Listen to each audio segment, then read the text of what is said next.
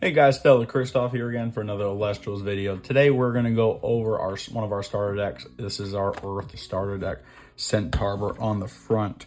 Very nice box design. They actually have it sealed with the Elestral logo and all of the different elements, different spirits on both sides. It's actually going to show the logo for Centaurbor for the starter deck. It's going to have the Earth signs on both. The back of it kind of explains about what it is. It's got a QR code in case you guys want to learn how to play through that. 2023 is when it really kicked off, and then you have a list of your entire deck. It's got all your Elestrals, it's got your runes, and then this total spirits. Every deck is going to have a total of 40 cards, no more, no less, and your spirits are going to be 20. Again, no more, no less. Also, the sticker is really nice. It's got this void on there. I've already opened it to check for a stellar. Sadly, I did not pull one. Each one of these starter decks does have a chance to pull the serialized $19.99 stellar card. We're going to go ahead and pop this open. Again, it's got that void sticker, so you know if you get this or you see that it's been ripped, maybe someone resealed it. So just be on the lookout. I haven't had an issue with the community at all, or especially Elestrals.com. Never been an issue. I haven't heard of an issue, but it is really cool that they do that to protect their fans. So you're going to open it up, and first thing you're going to notice is you got a 20-sided die. This is a custom die. Depending on the element, you can see you got a dark green into a lighter green. 1 out of 19, and then 20 is going to be the actual Earth logo on here. This is mainly in here. You're going to roll to see who goes first, but also when you have your spirits out on the field, you're going to go ahead and set this to the side. Every time you use spirits, try to keep track of it, but you're going to go ahead and move the dice so your opponent knows what's going on. That's definitely going to work with you and them to try to figure out how you're going to go ahead with your turns. And you're trying to beat them. You got some cards that can expend. Krakatoa is a perfect card. It's a water fire. Expend your 2 fire. They have to expend 3 spirits. So again, they're down to 2. Keep this updated for you and your opponent. But say they're down to 2, you play that card, they lose the game immediately. So we're gonna go ahead. We got that out. Next up, you have this little pamphlet, how to play guide. You got your Pentarer on the top. Just kind of goes through everything about the game and different effects and different phases of the game. It's got your Nexus in there, talks about your runes. Someone new, definitely good to have this for them. So again, I've already opened this, so the cards are already floating. We're gonna hold it and set our box to the side. We'll set that right over here. So also in the very back, because it should say it comes with 61 cards. So this one right here is gonna be your little cheat sheet. Talks about, say, each phase, what you're going to do, how to cast, how to ascend Elestrals. On the back side, declare an attack, their Elestrals attack and defense. And then same thing, kind of talks about the battle phase, and then all your runes. A lot of people, especially new players, don't know exactly what each rune is of the symbol. So this kind of shows you the symbol right there. Next up, we're going to go over our spirits. We'll go ahead and go this way. Don't want to show off all the cards quite yet. So again, this is our Earth deck. So you're going to be starting off with your Earth spirits. This one has a total of 12 of them in your deck. This is Teratless. As of right now, for each element, it only has 1 type of spirit. Who's to say in the future they don't have a second Earth type spirit? So again, this one's got 12 in it. Next up, you're going to have Lycaris, your wind spirit. Little fox with wings. You're gonna have 5 in this deck, and then Zaptor, your thunder spirit. This one has 3. For any people who like the master set right here on the bottom, starter deck 01, card number 25. Myself, I do have every card in each starter deck in a binder from master setting. On the bottom over here, you can see the little 1 right there. That shows that it is first edition, not Kickstarter. And then the one next to it, again, that symbol is going to be for our Earth deck, our starter deck. So to show where that came from as well. All right, we're going to go ahead and start going over the actual cards in the deck and how you can kind of combo some of them. So Centaurbor is your box topper if you want to go that route. This would be the strongest card in the deck. It is a 3 cost, 11 attack, 15 defense. When you disenchant an Earth Spirit from the Centaurbor, you can target and destroy a card. While Folia Forest is enchanted, this Centaurbor cannot be targeted by invoke runes. So, for instance, if you have an invoke rune that says destroy an Elestral, Earthquake is a prime example. You cannot use Earthquake against this card while Folio Forest is on the field. You have your Nexus cards and you have your Divine Runes. For instance, this deck will have Demeter. You use that Divine Rune, which has multiple spirits, Nexus it onto this, and then this card can play its ability. If you just summon this card and you play the ability right away, it gets destroyed because it won't have the proper number of spirits. So again, you can disenchant a spirit, but if you go below 3 on this card, it gets destroyed. You can also misenchant this card, which would mean instead of having 3 earth, you can have like 2 earth and a fire, or no earth at all. You can still attack and defend, you just cannot use that ability.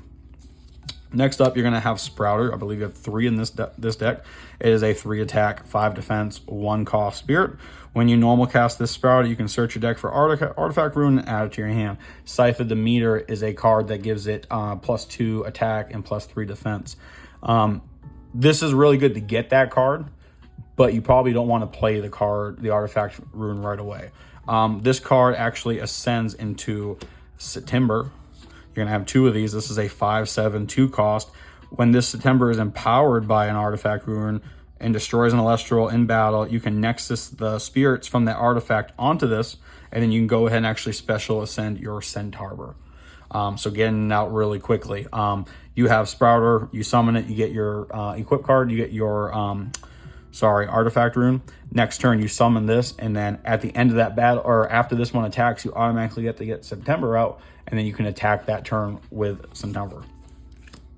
Spy Nymph, very good card to have in your deck. 1 attack, 5 defense. Again, you're only using this card for defending, but if it gets destroyed, you can special cast this as an artifact rune, and the Empowering Elestral gets 0 base attack. So again, if your opponent attacks it, say you got your Necruff, which has a 5/1, say this is an attack one, gets destroyed, it now has a 0 attack. Combo this with cards like Centaurbor or your Centaurbor. If you have this on the field and you're fighting a Pantera, or have this attack that Pantera, bring the attack to 0, then literally any card that in the game can beat it. If you have 2 of these out, again, combo those cards, and you can destroy the more powerful ones. You have 2 of those in this deck. Spinosect is the Ascension form of this. If you want to go, say like the Pokemon route for evolution, you're going to have 2 of these in your deck. This is a fire and a wind. So again, you have your Lycorises in this deck for a reason. This card can attack while it's in defense position. If it does, the defense is calculated for its battle. So you're always going to summon this in defense mode, no matter what. And you're going to have that 9 attacked for a 2 cost. So that is very good. Even if you destroy a Spy Nymph, that only accounts for its attack points, its base attack. So again, base attack 1, it goes to 0. Doesn't matter. You're using it in defense mode to attack. Geoflora. You're going to have 2 of those in this deck. When you normal cast this Geoflora, you can return Celestial with enchantment cost 1 earth from your underworld to your hand. So again, you want to go ahead and get that Spy Nymph back. You can go ahead and use that combo again. You got 2 of these, you can use that combo up to 4 times in that battle. This card does have an Ascension and Frostfall. I am sorry, I don't know 100% what the card is, but they did give an Ascension in the next set. Inkwell-Lynx, it's one of those cards that can Nexus for you without having to use like Circle of the Sky. Paired well with Centaurbor to use its special ability. You got Demeter on the field. And again, a 4/3 attack, not bad for a 1 cost. But again, you got your Centaurbor on the field, Nexus up to 2. It doesn't have to be 2. But when you do, you can target and destroy your rune. So if they have their own Divine Rune, if they have, say, Zeus out on the field, Zeus's ability, you lose 3 attack and defense when you expend Thunder Spirit. This can help destroy that and save you a lot of hassle. 2 of those in this deck. Tectaurus is a really good card. Sadly, only 2 in this deck. But when Tectaurus gets +1 attack for each enchanting earth on the field. Again, I'm going to go the Demeter route. That is your Divine Root. It costs you 1 Earth Spirit. You add 3 up to 3 when you play it. So automatically for it, you got a 5th one for Tectaurus. Automatically +5. So at a 1 cost, you're going to have an 8 attack. You get 2 or 3 of these out. Again, your field is loaded, and it's going to take a while for your opponent to defeat those cards. And again, with Demeter's ability, you can expend 1 Earth Spirit. So say you got that 5, now it's a 4, you got a 7 attack. Demeter's ability gives it +3. So expending that 1 will jump this 1 Tectaurus up to a 10 attack. Rumor Gem is a really good card to have in any Earth deck. Earth Beatdown, I believe, has 1 or 2 of these. Basically, when you summon it, you get to search your deck for a 1-cost Earth Spirit or Earth Celestial and add it to your hand. Viserys or even Tectaurus, both great combinations for this card. Viserys is not in this deck, but great combination to have paired very well together. Only one of those in this deck.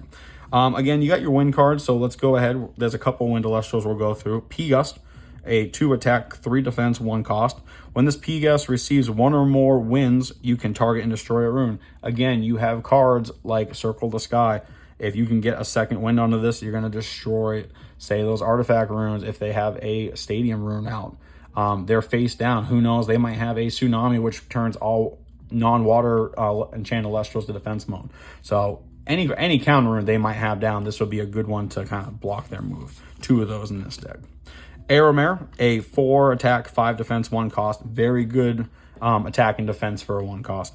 When you ascend this when you ascend this Aramare, you can cast it from your underworld as an artifact rune. The empowering the ascension with the effect the empowered Elestral cannot be targeted or destroyed by opponent's Elestral's effects. Basically, if say you had a card that an Elestral that destroyed another Elestral, with this empowering it, it's not going to happen. If it has a card like a Spine Nymph is a prime example. Spine Nymph is going to take your attack and your defense away, or it's going to take your attack away. So if you have this equipped to the card it ascends to, and you destroy Spine Nymph, they can't use that ability on you at all. Now again, it's not in this deck, but Aramare has an ascension called Glidesdale. Glidesdale, when it is ascended through Aramare, it actually has a second effect as well. Boombat, you're going to get to your Thunder cards. You can disenchant 1 Thunder from this Boombat in order to target and destroy an opponent's Celestial. Without many Thunder cards in this deck to disenchant Thunder from, it's more you're going to summon this and you're going to sacrifice it either that turn or the next turn. I always go the Pantera route, that 15 attack. They have that out. You summon a Boombat, disenchant the Thunder Spirit, which would destroy your Boombat, but it's also going to destroy the Pantera. You have 2 of those.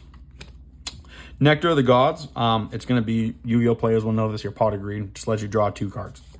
Got 2 of those. Ambrosia, you're always going to run these in your deck, 2 to 3. Myself, I try to run 3 of them. It's going to cost you 1 spirit, but you get 3 back from your underworld. Again, your spirits are your life points. Magic Gathering, it's your mana, it's your resource. You need to have spirits to play the game. You cannot run out of spirits or you're immediately going to lose the game. So having these in the deck is definitely going to help you. Circle the Sky, we're talking about our Nexus. You can Nexus up to do. When you do, you draw a card. So you got your Demeter on the field. To use Demeter's effect, you're going to disenchant that card. But if you have a card like our Boombat, for instance, and you have to disenchant a Thunder Spirit. Again, you have 3 Thunder Spirits in this deck. So if you go ahead and misenchant a card, or you somehow add a Thunder Spirit to another card, you're going to use your Circle the Sky on it, put it on Boombat. You can do this in 2 different turns, but again, you can destroy 2 different Elestrals that way. Demeter is our Divine Rune. I've referenced this card a lot in this video. You can have 2 of these in your deck. When you cast Demeter, you get to add, you have to cast it with 1 spirit, but you can add up to 3 when you do play the card. When you disenchant Earth Spirit from this card, the target Elestral gets +3 attack, +3 defense. Again, comboing those moves to go ahead and destroy Elestrals. You can Nexus off of this as well, and that's what a lot of people like to do. You have Centaurbor, for instance, its special ability, it disenchants an Earth Spirit from it. So you can Nexus Demeter's spirits to Centaurbor and be able to act that ability once per turn.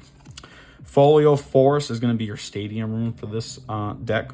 Elestrals get +1 attack and defense for each enchanting Earth Spirit. Again, you use Demeter, which gets up to 4. If you're able to Nexus all 4 off of that card, say your Centaurbor, that's 4 on top of the 3, that's 7. You're going to get +7 attack, +7 defense, automatically jumps it up to an 18. You have 2 of those. Scythe of Demeter is going to be your artifact rune. Empowers Elestrals with 2 attack and 3 defense. When your empowered Elestral destroys an Elestral, you get to return 1 Earth Spirit from your underworld to your Spirit deck. When Demeter's on the field, that jumps to 2. So not only will you have a more powerful Elestral, but you're also going to keep adding more life points, more resource to your deck.